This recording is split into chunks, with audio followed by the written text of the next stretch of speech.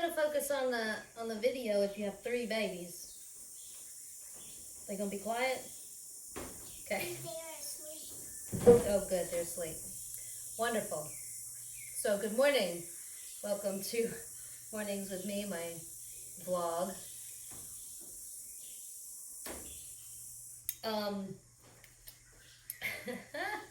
April 21st.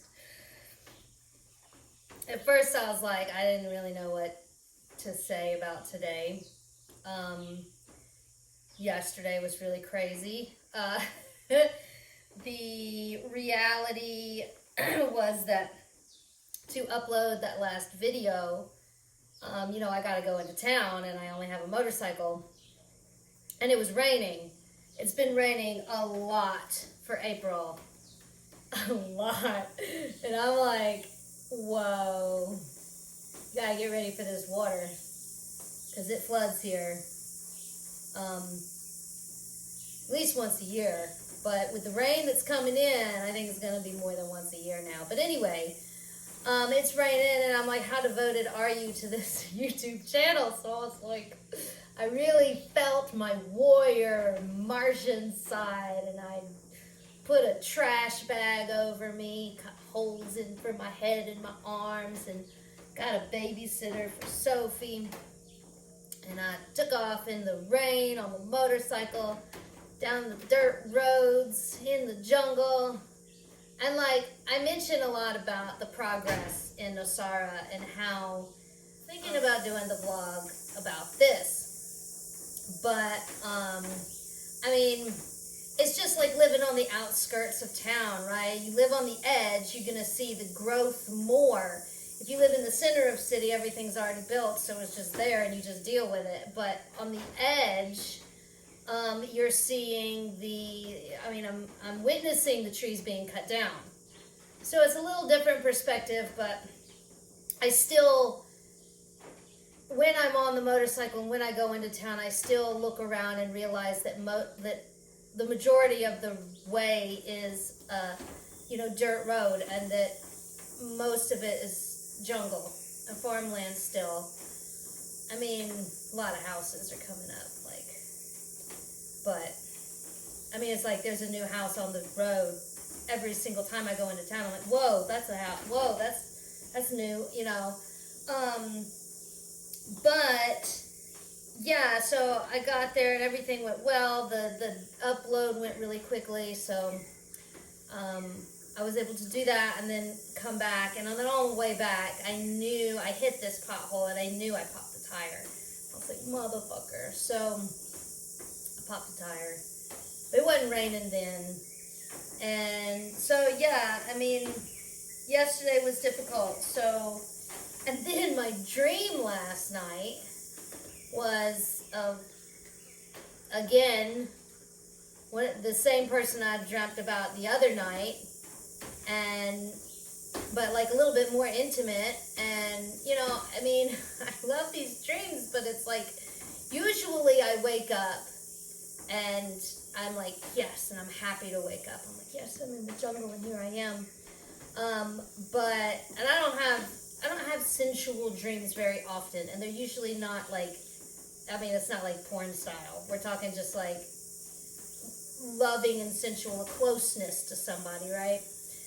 And this one last night had kissing. Ooh, we were kissing.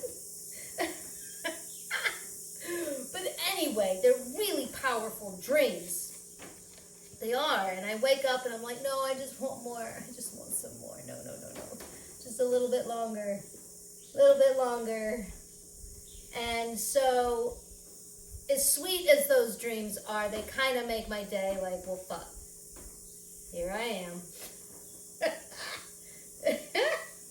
So, I was like, I don't know what I want to talk about today. And then I was like, am I going to talk about that? And then I was like, of course you're going to talk about that, because that's the vlog, right? That's why it's a vlog. But then I was like, no, I want to talk about astrology. So I'm like, well, we talked about the moon last time, so let's talk about Mercury.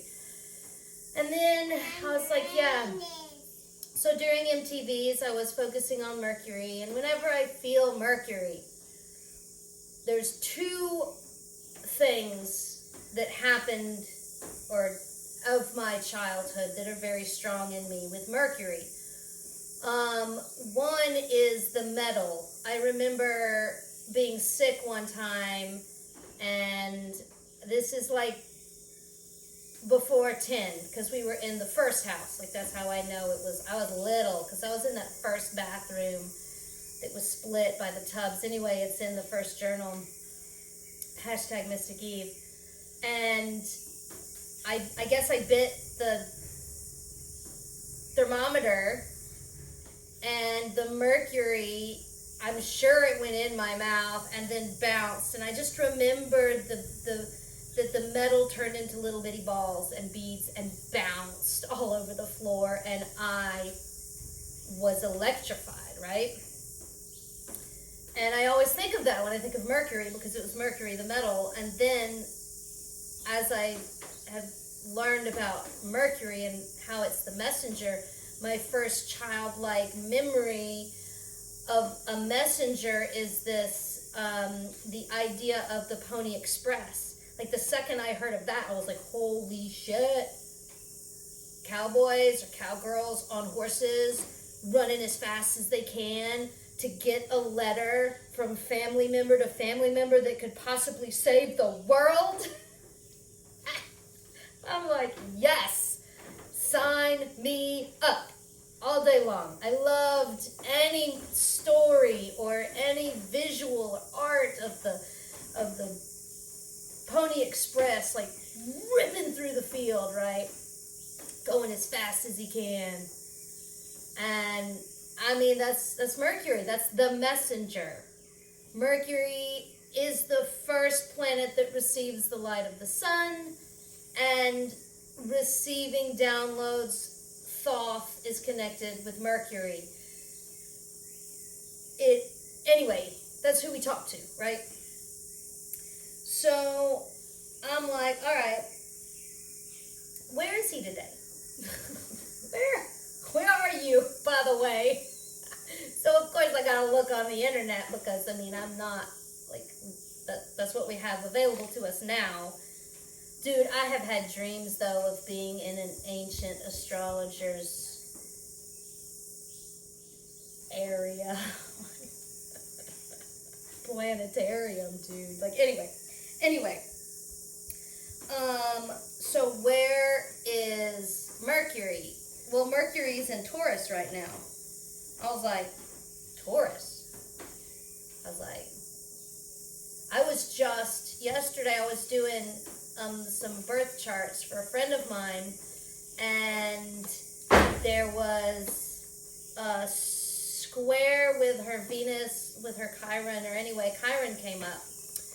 And there was a focus on Chiron. Chiron's like, yo, hey, think of me. And I'm like, and I see this, I instantly see Taurus, and I was like, wait a second, I think my Chiron's in Taurus. So of course I had to look. Yeah, okay, well that makes interesting sense. So then I'm like, well, let's look at Chiron then. And then I find out, dude, he's right between Saturn and Uranus. And if you watched the last video, I was talking about Saturn and Uranus and Neptune, this triangle in the Kabbalistic Tree of Life, the top triangle. Well, Chiron, like, okay, if the Tree of Life is here and you've got Neptune and you've got Uranus and you've got Saturn, where do you think the Chiron is? It's like somewhere here. It would be here, right in the middle of Uranus and Saturn, your throat chakra. And then I was like, all right. And you know, Chiron was found on the year that I was born, in 1977. So that was my first connection when I started reading about this little Chiron. Like, what the hell is Chiron, right? He's a little planet guy that just showed up on the year I was born, like when I showed up, right? I was like, whoa, what the hell? My Chiron happens to be in Taurus. And then, so yeah, all of this is like, where is my Uranus? Where is my anus? Scorpio. So I've been on this whole downward spiral trip, rabbit hole with all of these guys. And I'm like, oh, okay. Chiron then. Maybe the focus has to be about Chiron. And like I realized, well, like Chiron in your chart is like, he's called your wound, right? The wound of your chart, where you've been, I don't know, wounded. That's where a scar comes from, right? Like, he's the scar, and then going inward and becoming more shamanic. He's where you look at to find these wounds that you need to heal on the inside. And I was like, oh, he's the pill. He's the pill you got to take. Here he comes. He's coming. Now you got to swallow that pill. And it's a big pill. And it's a painful pill. You better swallow it with some coconut oil or something. Like, seriously. So yeah, I was totally thinking about that. He's kind of like medicine in the microcosm. He's like medicine. It is our medicine. In the macrocosm, the map of the planets and everything, it's Chiron, who just showed up. Oh, 1977. So, anyway, looking at my Chiron and Taurus, it's kind of like, but, oh, the other tricky thing about Chiron is, you know, it's that pill, but once you swallow that pill, it's the medicine, right? So it's like, once you're able to actually digest this information, it heals you. That's the whole point about medicine, right? So I was like, okay, mine's in Taurus, because like I see that I've always been connected with cows. Horses and cows are always connected. From the first children's book, Farm Animals, Horses and Cows. And growing up as a farm hand, I work with horses and cows. So I am really connected already with Taurus. And I've been sinking even deeper into Taurus here with my connection with Lily, who I'll put a picture up because she's just a beautiful, beautiful cow.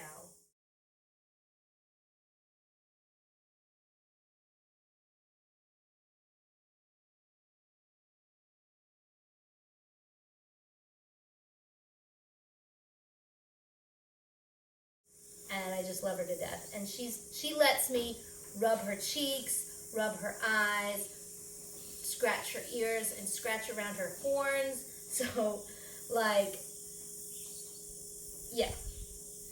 I understand Taurus. Taurus is comfort. You see that cow in the field, not caring for anything, chewing its cud, content. A cow is content and happy. Like, well, let's not go there. I've already been there in a meditation and I fell on the floor crying. Well, that's happening too, but for the most part, when you see cows, when I like to see very happy cows. All the animals around me are very happy. Make them happy somehow by scratching their ears. So yeah, let's get to the cards. So I'm like, okay, Chiron, talk to me. I'm shuffling the cards, and if you've watched other videos, you know that I use a playing card deck. It's the Magic Carpet deck. And so when I'm shuffling, I'm shuffling. And a card flies out, which really rarely happens. So whenever it does, it's a super magical moment. And depending on how it flies and how it falls, I see as well. And this one flew beautifully and landed up, and it was Queen of Hearts. And it was just, I couldn't feel it any differently than just a kiss. It was like, mwah, I love you, baby. I love you too. So, Chiron is like, Chiron loves us. As hard as Chiron is, as big as the pill is to swallow, Chiron really loves us. It wants to heal us. So I leave that card out. I keep shuffling, and then I do my spread: center, north, south, east, west. Center, I flip it, and it's 8 of diamonds, pentacles, earth. And this card, I can't have you whispering. It really bothers me. I mean, you can dance and lip sync, I guess, but don't whisper, okay?